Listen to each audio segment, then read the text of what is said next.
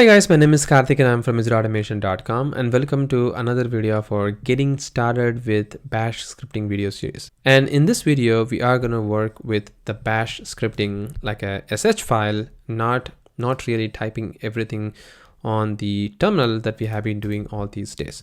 So I'm going to jump into working with a actual file rather the terminal, because as you know that while we start building more and more bigger script, we definitely have to have a good readable file there so that it can be easy to maintain and understand as well. So first of all, we are going to start working with the bash script in a file. So in order to do that, I'm just going to do a touch, or maybe I'm going to create a directory here and I'm going to call this as scripts. And looks like we already have a directory. So let's see what is there in that particular directory. I don't even remember that we have created that. I remember while we were working with our second lecture or third lecture, we were actually creating this particular folder. Okay, there we go. So we have a scripts folder as well, which is not bad. So I'm just going to hold this guy right now, and I'm going to create some of the scripts file here. So I'm going to say touch first script dot sh. So this is how you can create an shell scripting file in Linux operating system. And once you do that, if you see the ls right now, there is going to be a first script.sh file. So now I can just use vim or any other editor to do it, editing the shell scripting, but I'm going to be using the gedit because that is very interesting for me. And I'm just going to open that. So now that we have a first text editor file that we are going to start working with. And I'm going to increase the size of this particular text because it will be easier for you to view it as well. And I'm going to increase the size to maybe 20. I'm just going to leave the rest of them as it is. All right. And let's start working with the code. So the first line in any scripting, if you are having multiple different shell like ZSH or KSH or CSH, then it is always recommended that you always use this shebang to tell that you are actually using the bash or ZSH shell that you are working with for executing this particular command. So that is something that you have to define here. And once you do that, you can actually start running the code. And because I'm using the bash, I'm going to define bash and I don't really have ZSH. But if I have ZSH, then I can give ZSH over here. Right, so I'm just gonna explicitly specify it as bash over here. And for the first time ever, we are going to start working with a script file. So what I'm going to do is I'm going to write let's say an if condition here, and I'm going to say if 10 is greater than 5, and you can see that is so easy to do it from the file rather in the terminal, because now you'll also have some color coding here, which is also great. And then I can say then, and I can hit enter here so that I don't even have to worry about like what is going to come up.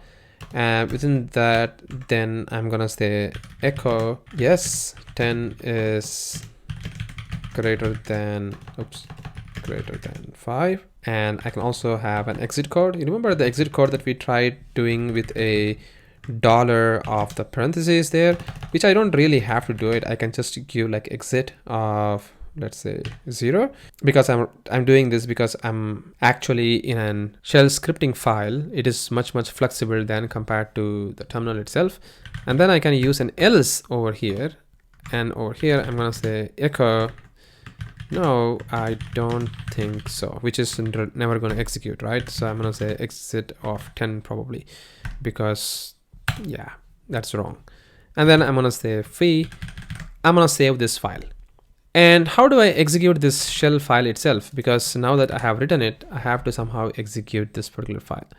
So in order to execute this particular file, as I told you in our last video, if I just do an ls-l, you'll notice that this particular first script.sh file is basically holding the file permission of read write minus, and read minus. So this read write minus is nothing but the read write and without execute permission, and read write without execute permission, and just read permission. So this read write no permission is for user, and this read write no permission is for the group, and this read and no permission is for others. So that is how the permissions are. So I'll just go into the permissions in our next video, but for now, if I wanted to really execute this file, I have to do what is called as chmod, or change the modifier, and I'm going to say I wanted to add an execute command for the first script.sh. And once I do that, and if I do an ls-l, it turns into a green color, and also it has an execute for me. It has execute for almost every single group, users, and other. But if I want to just have the particular chmod just for the user, then I can just use this u plus x, and if I do an ls, well, I have just added the x for other already, so you just have to remove it manually. But yeah, you got the point already. We already have that particular execute permission here. In that case, I can now just do a /first script.sh, and if I hit enter, you'll notice that our script is actually executing, and it also tells me that yes, 10 is greater than 5. And now we can also see what is the actual exit code. It is 0. And if I go and change the script file that I have got inside the scripts folder with the first script.sh, and if I change this to 5, just for example, I just wanted to execute this else statement there. And now if I try to do first script, and you see that it says no, I don't think so. And now if I just do an echo of $, then there is an exit code of 10, which means the exit code is working and the if condition is working, right? So this is how we can get started working with a shell scripting over here. And now we can start leveraging the power of not only these kind of code, but let's go further with other codes as well. Like how do we actually start writing our own for loop and also verify if it is directory, and if it is directory, then we need to print it out. If not, then just print if it is a file, something like that. So in order to do that, I'm just going to go again over here, and I'm going to say touch check file type, and I'm going to go over here, which is this guy, and we're going to use the shebang once again /bin/bash, and I'm going to use a for loop this time. Now within this for loop, I'm just going to say for I in /star, and I'm going to say if, I'm going to say -d of I. If it is a directory, then you gotta print echo here that this is a directory, and I'm gonna print that particular value over here, right? And then I don't really need an exit code there, so I'm just going to leave that as it is. And I can just say else if it is a file, then echo this is a file, and I'm going to put the $i there, and I'm going to say free. So now that our condition is over, and then I'm also going to hit the done for the for loop there. So I'm just going to save this guy over here.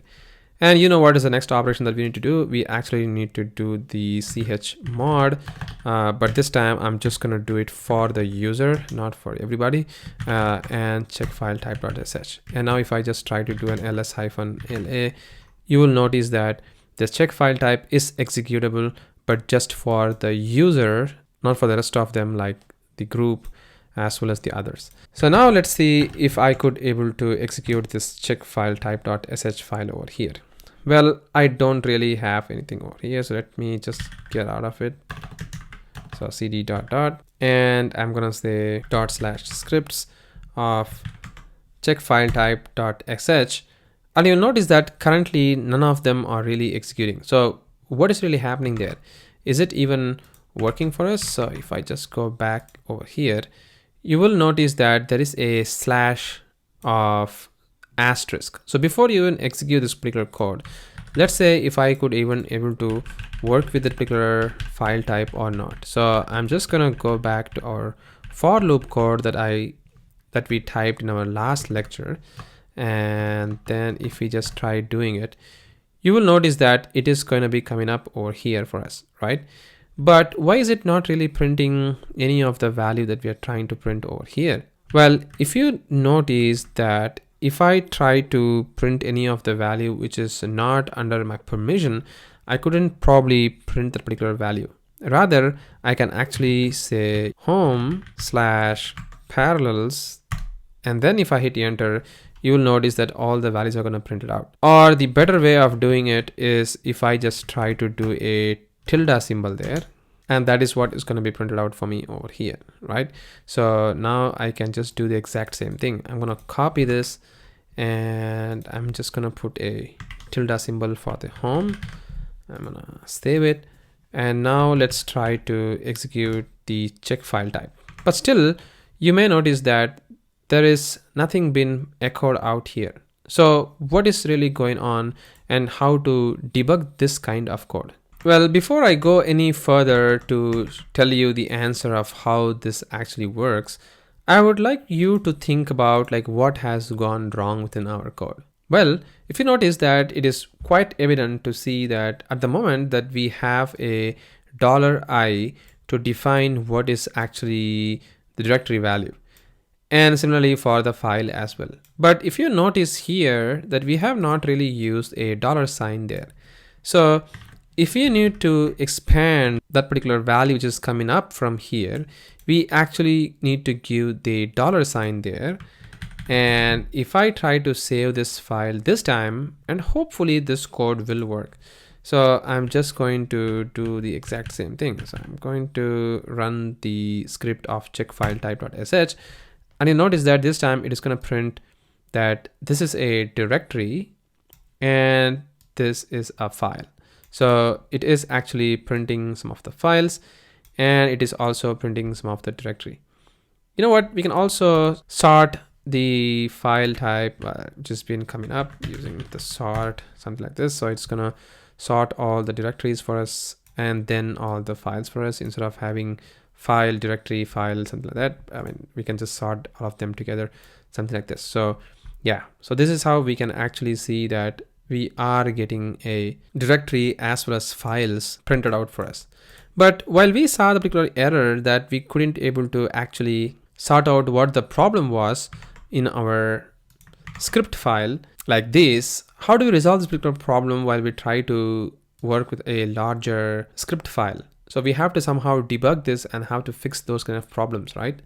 So we'll be discussing about how we can debug efficiently in the shell scripting in our next lecture, and also we'll add even further code in our next lecture.